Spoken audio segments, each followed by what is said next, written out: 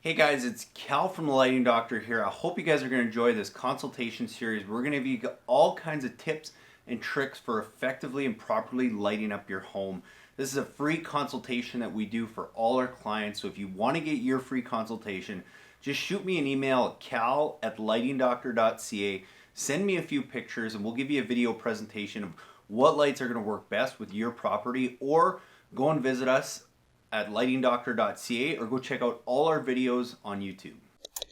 Hey, Bruce, thanks for sending in the pictures. I love your guys' property. I love the way it looks. I'm very grateful you sent this picture, because this is where I think you guys are going to be looking at it the most, whether you're inside the house or whether you're on your patio.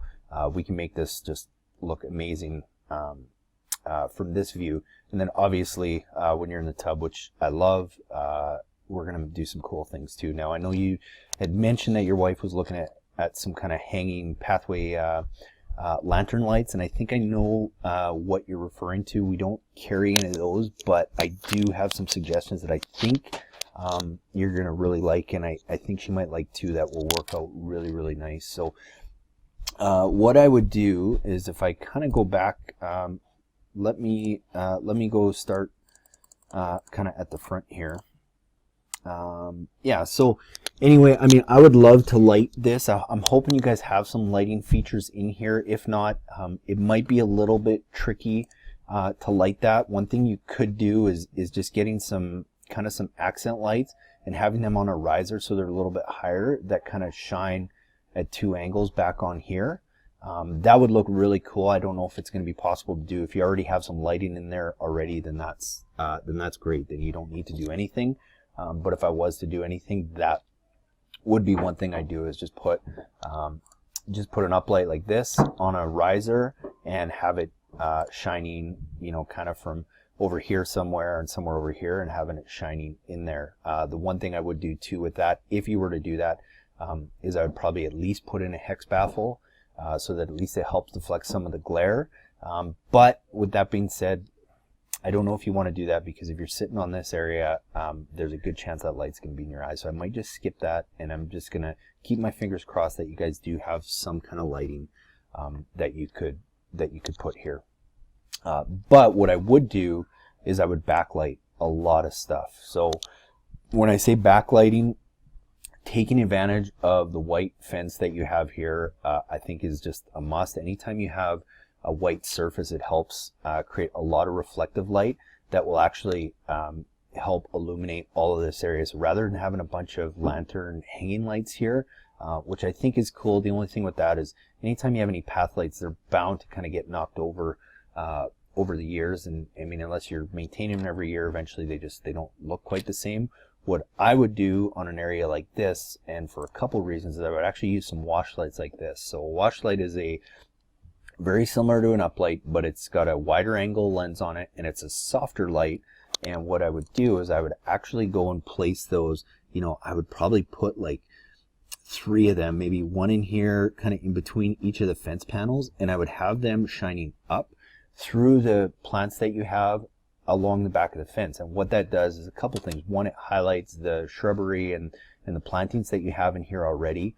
You get some reflective light off the back of the fence that comes back and helps light the flower bed, as well as, especially when these things are smaller, it makes them look bigger, because it creates some shadows and kind of casts some shadows back on this fence. So you're not only lighting it from the front, but you're also getting some additional shadowing on the back of the fence, as well as some reflective light that covers the bed. So what you can do with 3 of those accent lights, now you might need quite a few more path lights, and you're going to miss out on a lot of this stuff. And especially, like I showed that one picture where you're looking out, you're going to notice those and all of that a lot more than you will a couple path lights. So that's why I like that as an option there.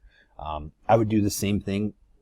I would do the same thing on this side, kind of in between these panels, have you kind of highlight, it'll highlight some of these plantings that you have. You get that reflective light that'll shine back down over here onto your beds, and you continue that theme pretty much throughout. So 1, 2, 3. So I mean, you're looking at about 6 of those lights, and that's it, to do that whole area, which I think would be amazing. An area that would be good for some path lights is if you wanted to throw, and these would be my preference for path lights. Now they are a little bit more costly than, you know, a light like this, but the reason I like them is they're a little bit higher, so they're about, you know, 21 inches off the ground. They're very, very sturdy and very thick, so anywhere where you're going to place them, it's going to be a lot more secure than using a any kind of path light that's got a smaller stem. Even though these are very durable, this one is like, you know, 4 times as durable.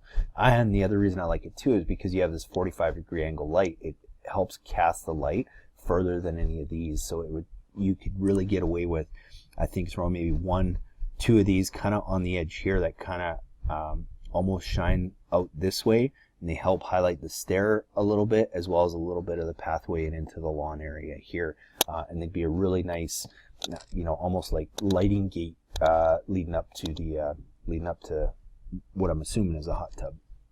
So that's what I would do. And then the last thing I would do is, if you can cheat a little bit, is I would try and backlight some of these trees. Now I know that they might not be on your property. I'm not too sure how close they are.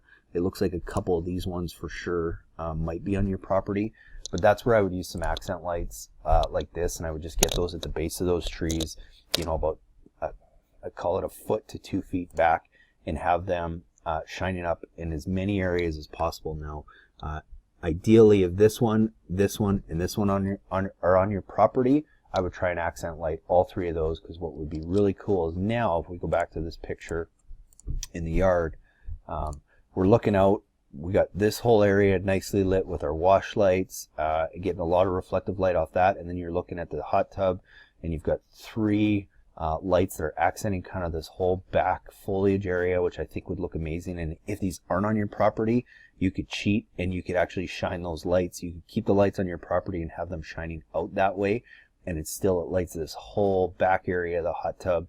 You don't see those lights. It's not too much. It's just, it gives you that viewing angle. And then if you have a couple, you know, kind of lights that help light this, that would be amazing. If not, I think that's still going to be really, really cool effect. And if this was a project that I was doing, super simple, 3 to 4 wash lights on this side, 3 on this side. You have 3 accent lights in the back and 2 path lights, and boom. I think it would look really good. So let me know what you think of those ideas, and we can always help put a kit together for you. And if there's anything we need to amend or you have any questions, just let me know. Thanks again, Bruce. Hey guys, I really hope you enjoyed that video presentation with some great tips and tools on how to go and properly and effectively light up your landscape. And be sure, if you want your own free consultation video just like that one, send me an email at cal@lightingdoctor.ca with a few pictures of your property, and we'll get back to you with some really cool ideas and ways to go and effectively light your property. And be sure to watch the videos after this one for more tips on how to install landscape lighting, as well as how to light up your landscape the best way possible.